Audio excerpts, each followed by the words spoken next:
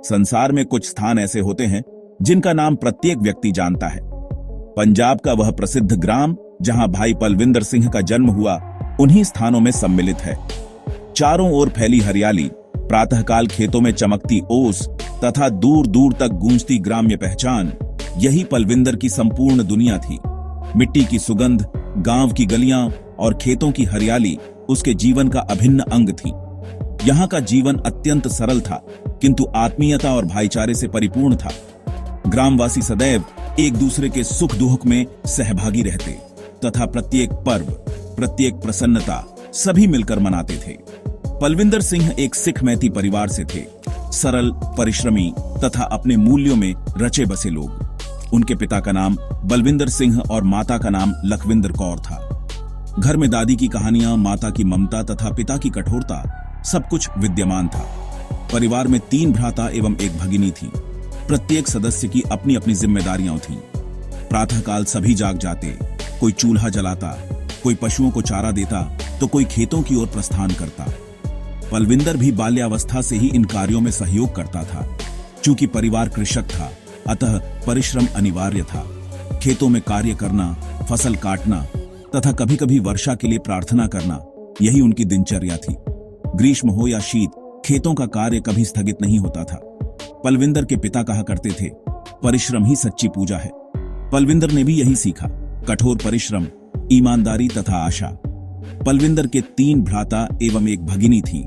घर सदैव बच्चों की हंसी एवं शरारतों से गूंजता रहता था। कभी कभी एक ही खिलौने के लिए विवाद, तो कभी एक दूसरे की सहायता करने की भावना। बड़े परिवार में रहना सरल नहीं था, किंतु साथ रहकर प्रत्येक कठिनाई सरल प्रतीत होती थी। भोजन की कमी थी। प्रायः घर में इतना भोजन नहीं होता था कि सभी का पेट भर सके।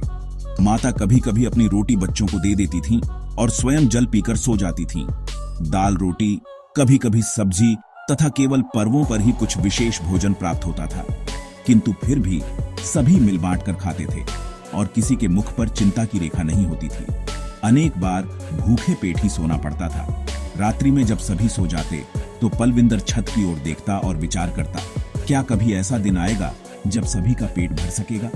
माता की आंखों में चिंता स्पष्ट दिखाई देती थी, किंतु वह सदैव मुस्कुराकर कहती थी, कल अवश्य अच्छा होगा। पलविंदर के हृदय में सदैव एक स्वप्न था, एक उत्तम जीवन का स्वप्न। वह चाहता था कि उसका परिवार कभी भूखा न सोए, उसके भ्राता भगिनी शिक्षा प्राप्त कर सके तथा माता पिता को कभी चिंता न करनी पड़े। खेतों में कार्य करते हुए अथवा एकांत में बैठकर वह प्रायः अपने स्वप्नों की दुनिया में खो जाता था। पलविंदर अपने परिवार के लिए और भी बहुत कुछ करना चाहता था। वह जानता था कि परिस्थितियां कठिन हैं, किंतु उसने कभी हार नहीं मानी। उसकी आंखों में आशा थी तथा हृदय में दृढ़ संकल्प। वह मानता था कि परिश्रम और लगन से सब कुछ परिवर्तित किया जा सकता है। इसी विचार के साथ वह प्रत्येक दिवस नवीन स्वप्नों के साथ जागता था, अपने परिवार के लिए, अपने गांव के लिए तथा स्वयं के लिए एक उज्जवल भविष्य की खोज में। पलविंदर के परिवार पर एक गंभीर संकट आ पड़ा था। उनका निवास पहले से ही अत्यंत साधारण था, किंतु अब परिस्थितियां और भी विकट हो गई थीं। परिवार के सभी सदस्य गहन चिंता में डूबे रहते थे, क्योंकि दैनिक आवश्यकताओं की पूर्ति करना भी अब एक दुष्कर कार्य बन गया था। पलविंदर की माता की आंखों में स्पष्ट चिंता झलकती थी और उसके छोटे भाई बहन भी मौन बैठे रहते थे। प्रत्येक व्यक्ति यही सोच रहा था कि आगे क्या होगा तथा इस कठिन समय से किस प्रकार उबरा जाए। इन्हीं परिस्थितियों के बीच पलविंदर के पिताजी अचानक अस्वस्थ हो गए। उनका स्वास्थ्य प्रतिदिन गिरता जा रहा था। यह परिवार के लिए एक और बड़ा आघात था, क्योंकि पिताजी ही परिवार के एकमात्र आजीविका अर्जक थे। अब उनकी देखभाल हेतु भी धन की आवश्यकता थी और उपचार के लिए चिकित्सक के पास जाना अनिवार्य हो गया था। पलविंदर की माता एवं बहनें दिन रात उनकी सेवा में संलग्न रहती थीं, किंतु चिंता में कोई कमी नहीं आती थी। औषधियों एवं उपचार का व्यय निरंतर बढ़ता जा रहा था। प्रत्येक सप्ताह नई दवाओं एवं परीक्षणों की आवश्यकता पड़ती थी, जिससे गृहस्थी का बजट पूर्णतः बिगड़ गया था। पलविंदर की माता के हाथों में औषधियों के बिल थे, जिन्हें वह बार बार देखती और सोचती कि यह धन कहां से आएगा। धीरे धीरे परिवार पर ऋण भी चढ़ने लगा और पड़ोसियों से उधार लेना आवश्यक हो गया। इन परिस्थितियों में पलविंदर को सबसे बड़ा त्याग करना पड़ा। उसे अपनी शिक्षा बीच में ही छोड़नी पड़ी। विद्यालय छोड़ते समय उसका मन अत्यंत व्यथित था, क्योंकि उसे अध्ययन का अत्यधिक शौक था। किंतु अब परिवार की समस्त जिम्मेदारी उसके कंधों पर आ गई थी। विद्यालय के मित्रों से बिछुड़ना और पुस्तकों से दूर होना उसके लिए अत्यंत दुखद था, किंतु वह जानता था कि अब उसे कुछ करना ही होगा। पलविंदर ने दृढ़ निश्चय किया कि वह अपने परिवार के लिए कुछ भी करेगा। उसने गांव छोड़ने का कठिन निर्णय लिया और नगर जाने की तैयारी आरंभ कर दी। माता ने उसके लिए भोजन तैयार किया और पिता ने आशीर्वाद प्रदान किया। पलविंदर ने एक छोटा सा बैग उठाया और बस में बैठ गया। उसके मन में भय अवश्य था, किंतु परिवार के लिए कुछ कर दिखाने की भावना उससे कहीं अधिक प्रबल थी। नगर की ओर जाते समय उसने अपने गांव और घर को अंतिम बार देखा।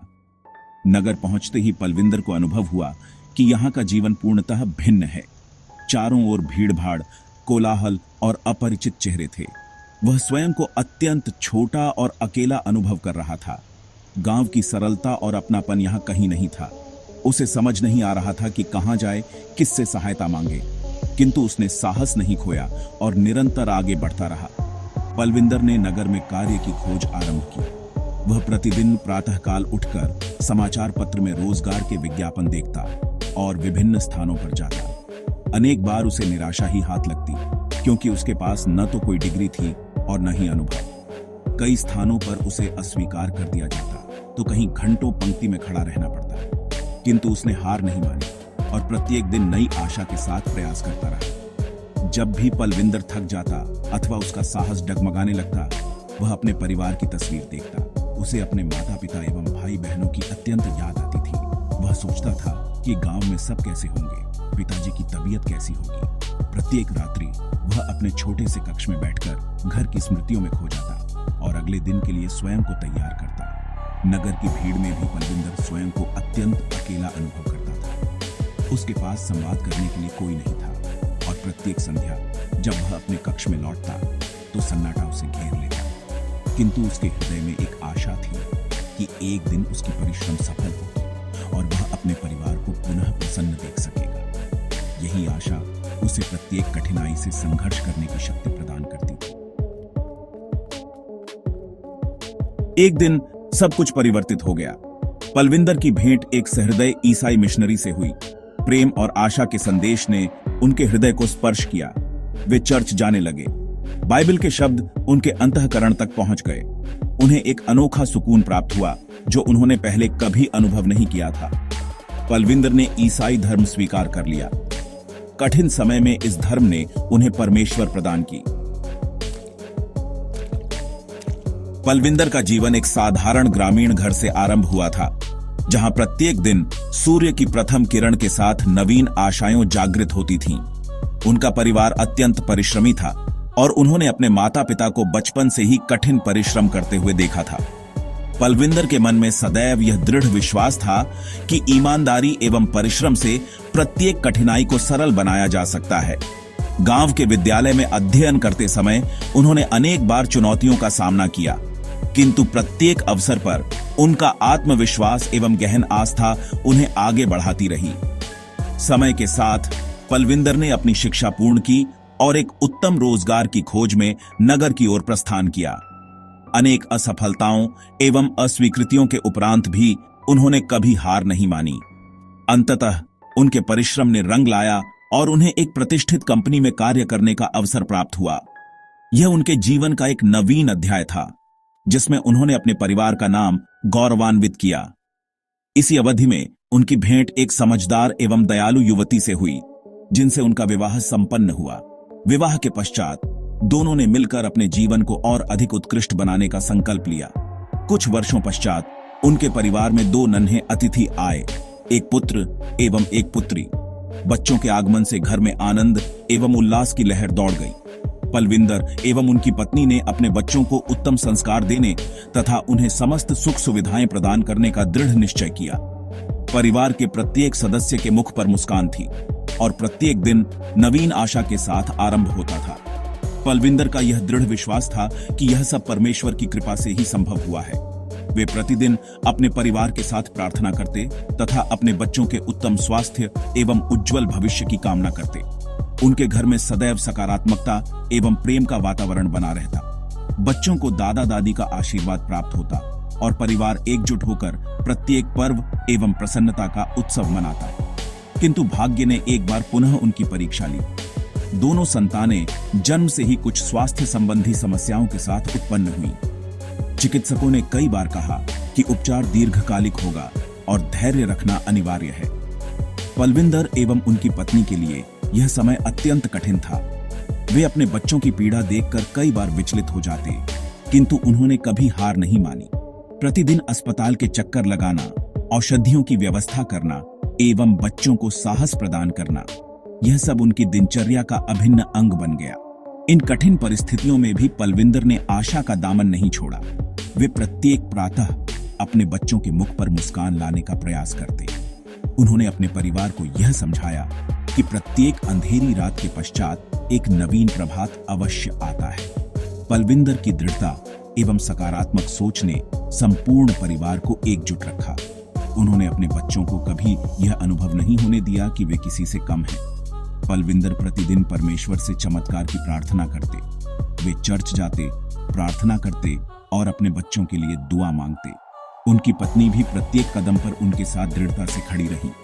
परिवार ने मिलकर प्रत्येक कठिनाई का सामना किया और कभी भी अपनी आस्था को क्षीण नहीं होने दिया।